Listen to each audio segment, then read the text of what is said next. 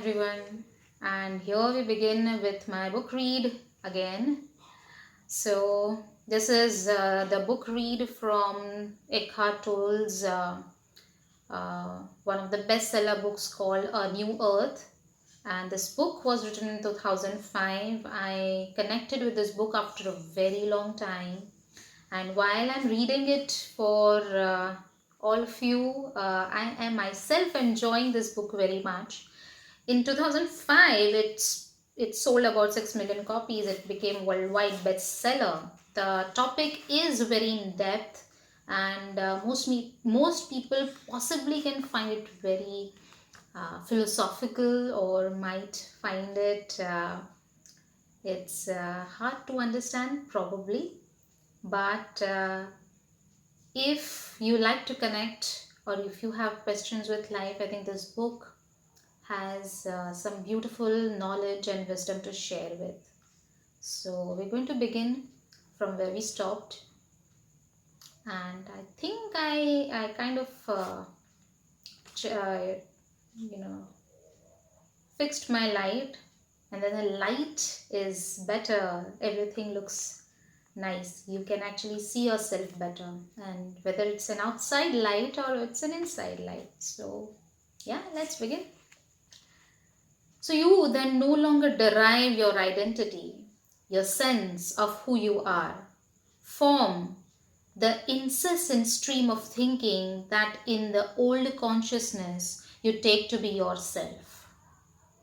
What a liberation to realize that the voice in my head is not who I am. Then who I am? The one who sees that. The awareness that is prior to thought, that is what who I am.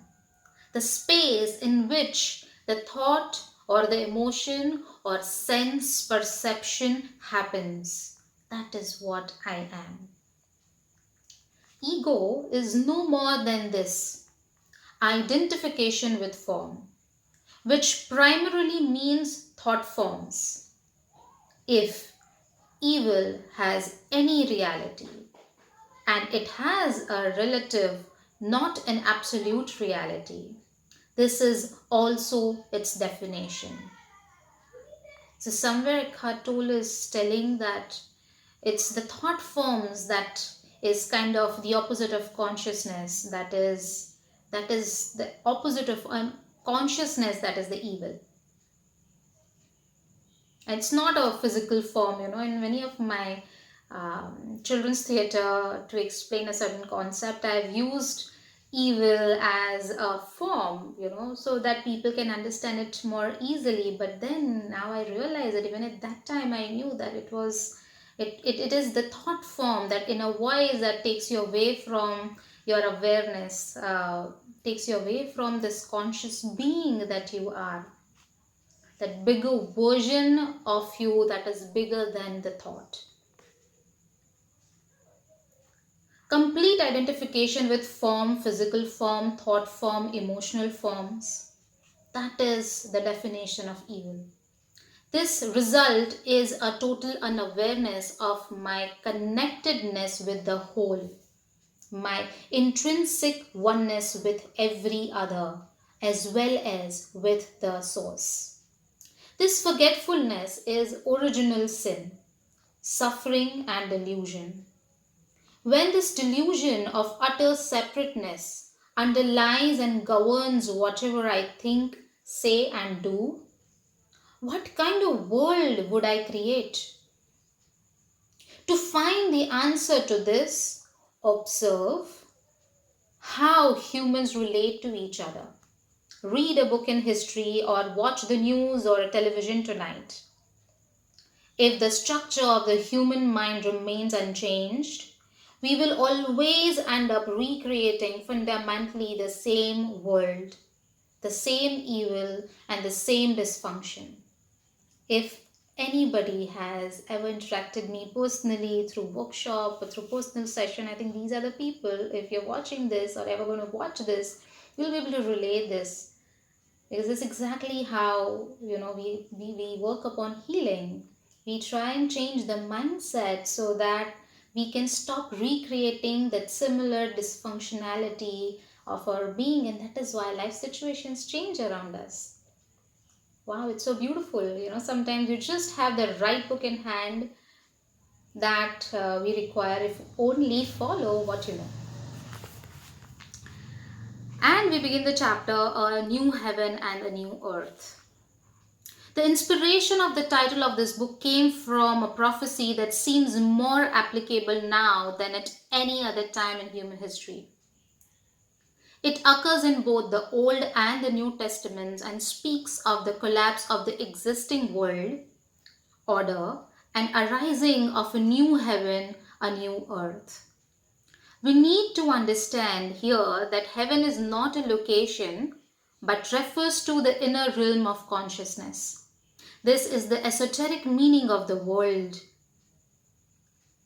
This is also its meaning in the teaching of many religions. Earth, on the other hand, is the outer manifestation in form, which is always a reflection of the inner. Again, what is within is what we create outside. Collective human consciousness and life on our planet are intrinsically connected. A new heaven is the emergence of a transformed state of human consciousness, and a new earth is its reflection in the physical realm. And since human life and human consciousness are intrinsically one with the life of the planet, as the old consciousness dissolves, there are bound to be synchronistic, geographic, and climatic natural upheavals in many parts of the planet, some of which we are already witnessing now. Wow, just the right chapter.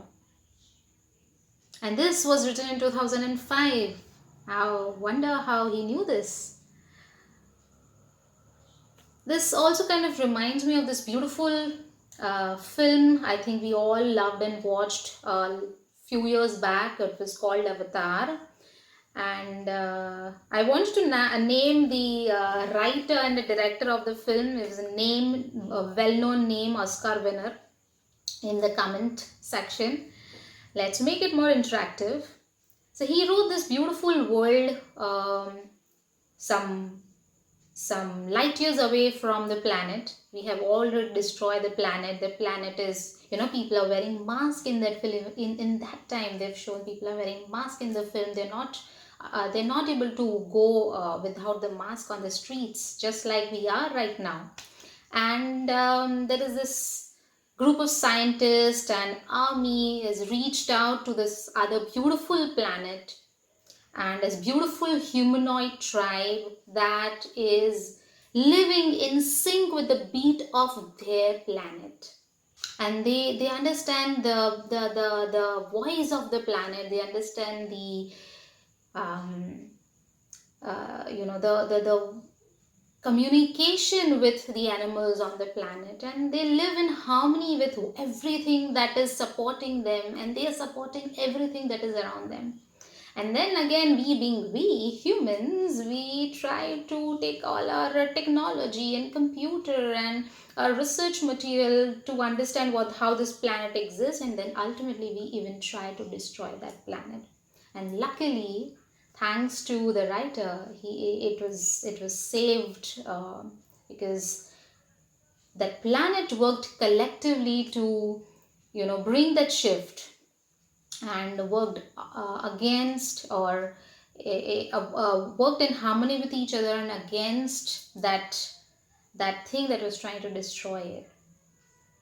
So what if it is our time now to be aware and awaken and work collectively in whichever way we can to support the planet that has been supporting us, to contribute to the planet who has given us so much. If you believe that, then maybe this book club, Philosopher's Stone book club, can be that place of wisdom where you might know things that you need to know right now, and you will connect with some part of you that you already knew, I work with so many people during my healing session, and they come out of this session saying that they already knew how to be intuitive, they already knew how to speak with the planet, they understood what earth wanted, or they knew what animals speaking to them, and then they stopped because of the programming that came from the society, that